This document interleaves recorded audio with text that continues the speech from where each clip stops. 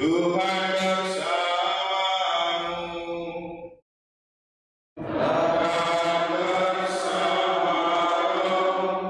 Inilah Injil suci menurut Matius. Dimuliakanlah Tuhan. Kelahiran Yesus Kristus adalah sebagai berikut. Pada waktu Maria, ibu Yesus, bertunangan dengan Yusuf, ternyata Maria mengandung dari Roh Kudus. Sebelum mereka hidup sebagai suami istri, karena Yusuf suaminya seorang yang tulus hati dan tidak mau mencemarkan nama istrinya, di depan umum ia bermaksud menceraikannya dengan diam-diam. Tetapi ketika Yusuf mempertimbangkan maksud itu, malaikat Tuhan tampak kepadanya dalam mimpi dan berkata, "Yusuf, anak Daud, janganlah engkau takut mengambil Maria sebagai istrimu, sebab anak yang di dalam kandungannya adalah dari Roh Kudus. Maria akan melahirkan anak laki-laki, dan engkau akan menamai dia Yesus, karena dialah yang akan menyelamatkan umatnya dari dosa-dosa mereka." Hal itu terjadi supaya digenapi yang difirmankan Tuhan melalui Nabi, "Sesungguhnya anak darah itu akan mengandung dan melahirkan seorang anak laki-laki, dan mereka akan menamai dia Immanuel, yang berarti Allah menyertai kita." Sesudah bangun dari tidurnya, Yusuf berbuat seperti yang diperintahkan malaikat Tuhan itu kepadanya. Ia mengambil Maria sebagai istrinya.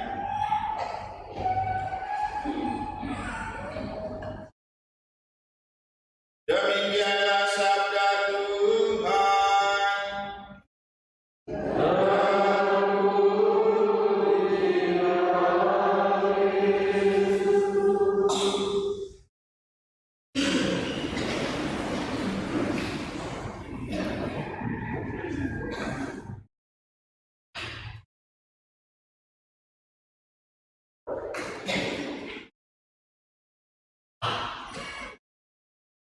Para saudara, Bapak Ibu, saudara-saudari, adik-adik dan anak-anak sekalian yang saya kasihi dalam Tuhan, kita akan coba memaknai apa yang Yusuf tampilkan dalam Injil dalam konteks tema ketiga pertemuan AAP. Kasih adalah dasar moderasi beragama. Ketika kita menempatkan kasih sebagai dasar untuk moderasi beragama, maka pertanyaan yang penting untuk kita ungkapkan adalah, kenapa 4 konsensus seperti Pancasila, UUD 45, Bhinneka Tunggal Ika, NKRI harga mati tidak cukup untuk menjadi modal bagi moderasi beragama di bangsa kita? Kenapa kita harus pakai kasih? Untuk lebih detail bagaimana kita memahami hal ini, nanti bisa didengar atau dibuka saja di channel YouTube tentang penjelasan terakhir AAP 3 waktu di rumahnya Pak Ivan. Atau juga Anda bisa mendengar bahan rekoleksi kemarin untuk yang super sibuk di dunia ini sampai tidak bisa ikut koleksi yang cuma sekali setahun menjelang Natal. Soalnya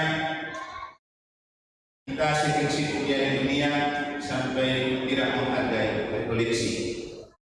Padahal itu juga persiapan penting untuk Natal melampaui persiapan-persiapan lain.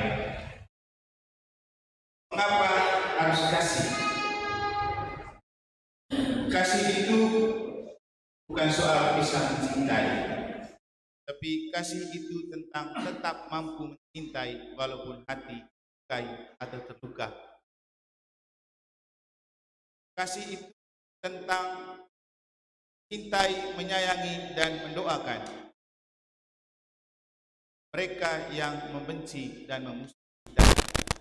Dan dalam konteks hidup di Indonesia sebagai kelompok minoritas, kita memang selalu mengalami nasib tidak selalu diterima dengan baik. Tapi kita berjuang sebagai kelompok kecil untuk tetap membangun dialog dan membangun kerukunan dan harmonis dengan rekan-rekan beragama lain. Kenapa harus tetap kasih? Karena agama Katolik adalah agama.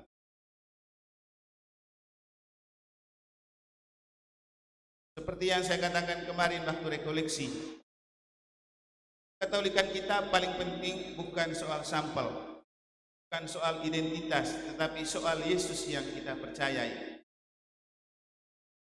Yesus artinya Dia yang menyelamatkan. Emmanuel, Allah yang menyertai kita.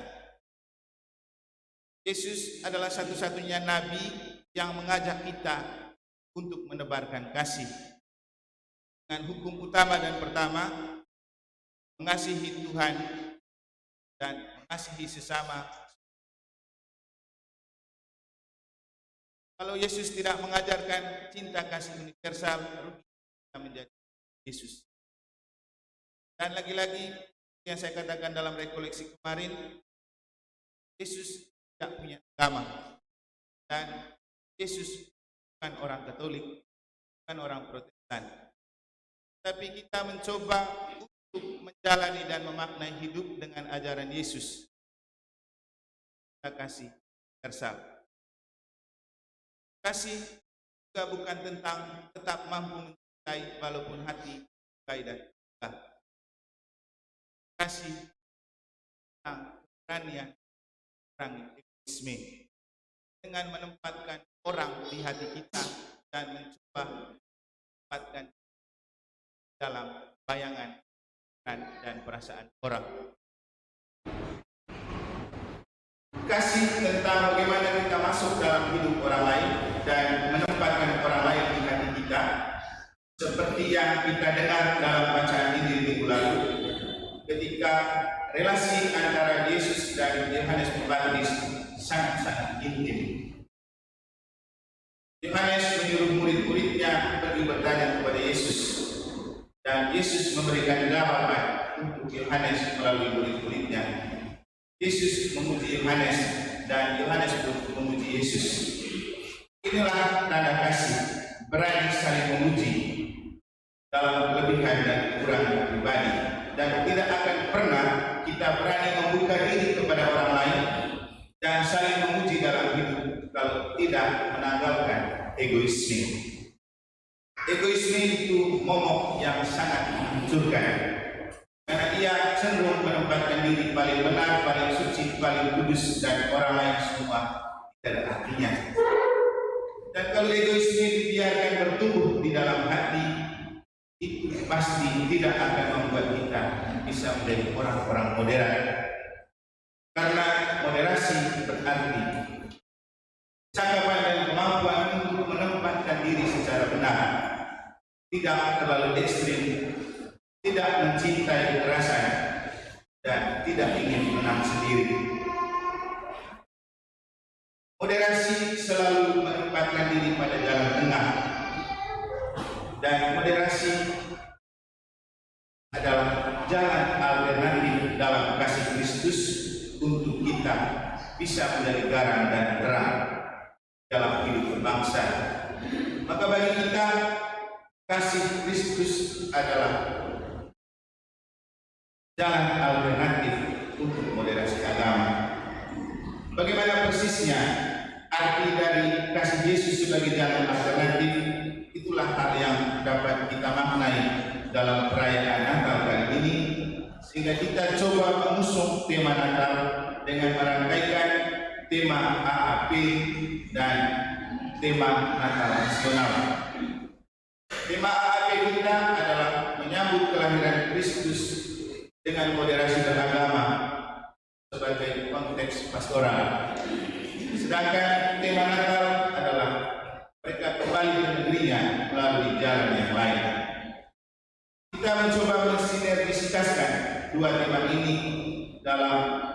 Kristus jalan alternatif bagi moderasi beragama. Itulah yang kita geluti dalam rekoleksi kemarin. Sayangnya masih banyak yang sibuk dengan hidupnya, mungkin karena mereka sudah banyak tahu tentang moderasi beragama. Mungkin juga mereka sudah menjadi orang yang hidup dengan penuh kasih, sehingga tidak merasa butuh untuk diberi pencerahan lagi, tidak butuh rekoleksi lagi, karena Natal dipikirnya sebagai perayaan abal-abalan saja. Yang penting rutin dirayakan setiap tahun, tapi tidak tahu apa yang penting dari Natal yang kita rayakan setiap tahun. Baik dulu saudara-saudari, kasih tidak bertumbuh dengan instan.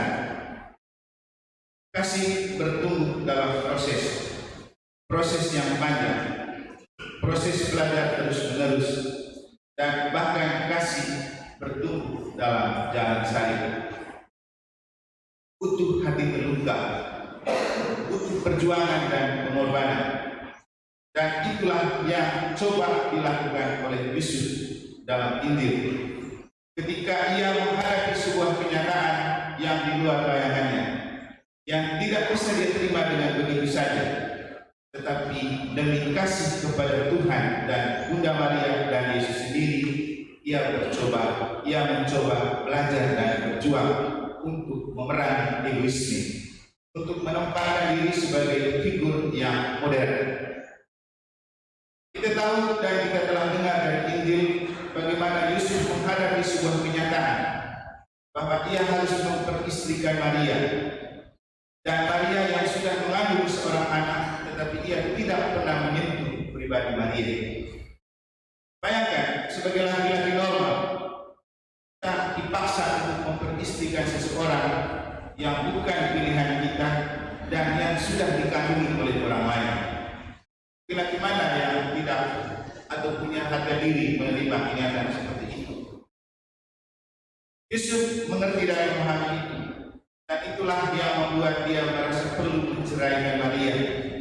Tapi hal lain yang dapat kita pelajari dari Yesus adalah ketika ia tidak mau mencemarkan Maria di bumi. Dia tidak mau mencemarkan Maria di bumi. Ini mungkin sebuah ekspresi kasih. Bukan mungkin, memang ini adalah ekspresi kasih. Bayangkan dengan kita yang hidupnya suka mencemarkan orang di publik. Yesus mungkin sampai pada sebuah pemikiran dan pemahaman bahwa kalau dia diperlakukan seperti itu, bagaimana rasanya? Dan inilah kasih. Bagaimana kita mencoba menempatkan diri pada posisi orang untuk tidak sembrono bertingkah laku, untuk tidak sembarang berbicara. Inilah moderasi, inilah kasih. Walaupun kenyataan itu bagi Yesus itu menyakitkan dan melukai, tapi itu perkara pribadi yang coba dia selesaikan secara pribadi. Dia mau menceraikan Maria diam-diam, tidak perlu gembar-gembor, tidak perlu menjelek-jelekkan Maria, tidak perlu mencemarkan pribadi lain. Dan inilah seorang figur beriman, seorang figur modern, seorang figur penuh kasih, menghadapi kenyataan yang pahit dengan bergulat di dalam diri. Beda dengan kita, punya banyak persoalan sendiri tapi tidak bergulat dengan persoalan sendiri, tapi kita lebih banyak mencampuri urusan dan persoalan orang, dan bahkan berani mencemarkan orang di publik. Kalau itu adalah ekspresi hidup yang kita lakukan, bohong menjadi seorang Katolik, karena dia tidak punya kasih. Kasih itu harus bisa mengendalikan diri, dan orang modern itu harus bisa mengendalikan diri, karena salah satu definisi moderasi adalah kemampuan mengendalikan diri untuk tidak ekstrim, tidak terlalu keras dan kasar. Jadi inilah hal yang perlu kita belajar dari Yesus. egoisme di dalam dirinya, Yusuf tetap membuka hati kepada Allah. Yusuf tetap membuka hati kepada Allah. Ia masih diberi kesempatan untuk berbulan, dan ketika ia punya hati yang terbuka kepada Allah, Allah muncul dalam mimpi dan mengatakan, Yusuf, jangan engkau menceraikan Maria. Kau ambil dia sebagai istri, sebab anak yang dia kandung itu dari Roh Kudus. Ia akan menjadi Emmanuel. Emmanuel Anoya. Ia akan menjadi Emmanuel, Allah yang menyertai kita. Yusuf lalu membatalkan rencananya karena hatinya terbuka kepada Allah. Bapak Ibu, egoisme adalah masalah hati. Hati yang tertutup kepada Tuhan dan hati yang tertutup kepada sesama. Egoisme itu terjadi karena kegelapan hati, di mana hati dijadikan kandang-kandang hewan. Anda mungkin bingung mendengar istilah ini, tapi kalau ikut rekoleksi kemarin Anda tidak bingung apa artinya hati yang gelap yang menjadi kandang hewan. Dan tugas kita di masa Advent adalah membersihkan hati untuk tidak terus menjadi kandang hewan. Hewan yang mencerminkan 7 dosa pokok seperti burung merak, babi, ular, kambing, harimau, singa, simbol 7 dosa pokok yang semuanya juga berhubung pada masalah egoisme. Merasa diri paling benar, paling suci, paling hebat, paling sempurna. Dan kepala keras. Itu ada kambing yang bertanggung jawab, simbol manusia kepala keras. Makanya dalam hidup, kalau kita melihat orang pengaruh, orang dengkul, pasti kita bilang dasar otak kambing. Kenapa? Keras kepala, tidak mau diatur, tidak terima omongan orang, hidup semaunya. Itulah ekspresi kambing, kepala keras. Masalahnya kalau muka sudah seperti kambing dan sikap seperti kambing lagi, kapan jadi manusia? Jadi kita perlu check up hati. Masihkah hati kita ada cahaya ilahi? Ataukah hati kita penuh dengan hemat, dengan kotoran-kotoran yang membuat dia gelap? Bapak Ibu, bahaya dari kegelapan hati adalah setan akan merajalela tinggal di hati. Komandannya adalah iblis, dan kita semua tahu setan selalu suka tinggal di tempat gelap. Maka kalau hati kita gelap, pasti setan doyan tinggal di hati kita. Maka Natal adalah saat di mana Tuhan memulihkan kembali hati kita dengan memberikan cahaya ilahi. Yesus itu mau lahir di hati untuk merebut kembali hati kita menjadi terang, supaya kalau hati kita terang, iblis lari, karena iblis tidak suka dengan terang. Dia akan suka kegelapan. Maka pertanyaan kita adalah, sudahkah kita melihat hati kita untuk memastikan apakah ia sudah menjadi palungan yang pantas untuk kelahiran Yesus yang adalah tanda kasih Allah untuk kita? Ini adalah sebuah permenungan dan refleksi yang perlu kita lakukan beberapa hari ke depan. Minggu Advent ke-4 ini, saat sebelum kita merayakan Natal, silakan Anda pulang nanti. Bercerminlah untuk melihat hati Anda. Itu jauh lebih penting bagi persiapan Natal. Lihatlah hatimu, dan pasti tidak ada hati yang tidak terluka. Karena luka hati selalu muncul dari sikap kita yang berdosa, dan tidak ada manusia yang tidak berdosa. Dan Anda pasti tidak akan berguna mengikuti Natal kalau tidak membersihkan hati dalam sakramen tobat. Kita disiapkan oleh gereja peluang dan kesempatan sakramen tobat untuk kita membuka hati kepada Tuhan, untuk membiarkan cahaya ilahi kembali masuk dan merebut hati kita, supaya ketika cahaya ilahi masuk di hati, setan dengan antek-anteknya akan keluar dari hati kita yang mungkin mereka gelapkan. Ibu, kita boleh saja mungkin berbadan gelap, tetapi penting untuk punya hati yang terang. Kadang kegelapan tubuh, kegelapan tampak akan selalu tetap kelihatan ceria kalau kita punya hati yang terang. Tapi kalau kita juga bertampang cerah, akan jauh lebih baik juga kalau makin dicerahkan oleh keceriaan dan keterangan hati.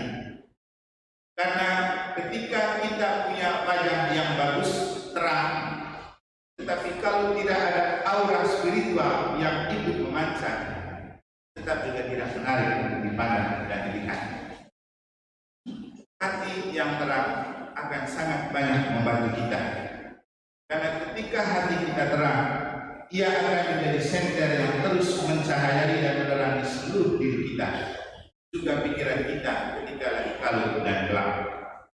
Mungkin secara detail, apa arti hati yang terang untuk pikiran yang jernih, juga bisa Anda simak dalam bahan rekolesi kemarin yang memang sudah disiarkan secara ini YouTube.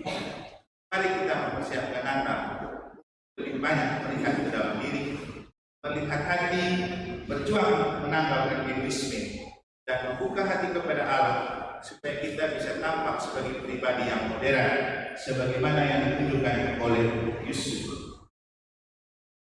Merasa tersakiti, tapi tetap membuka hati kepada Allah.